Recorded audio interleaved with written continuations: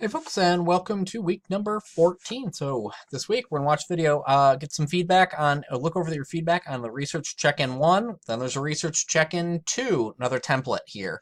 Okay, it's gonna be somewhat similar.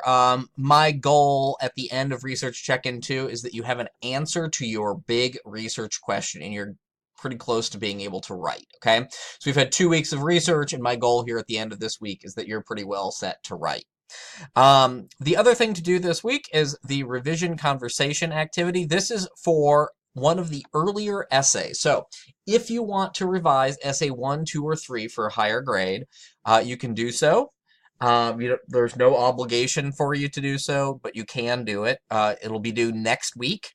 And this revision activity is designed to help you with that, okay?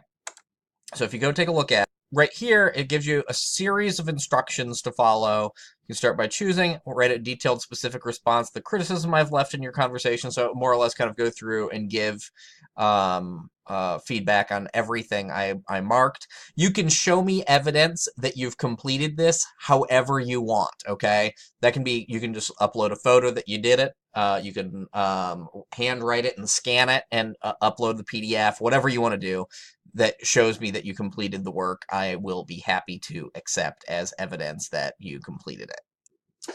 But that's it for this week. I know it seems like a light week, but I really want you to spend all of the time you can possibly spend doing research for your essay 4. If you've got any questions along the way, you're struggling, you're not finding answers, get in touch with me. Get in touch with me early and get in touch with me often. I will do my best to help you out, okay?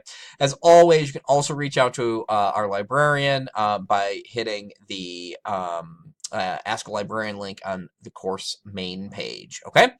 If you've got any questions, don't hesitate to let me know.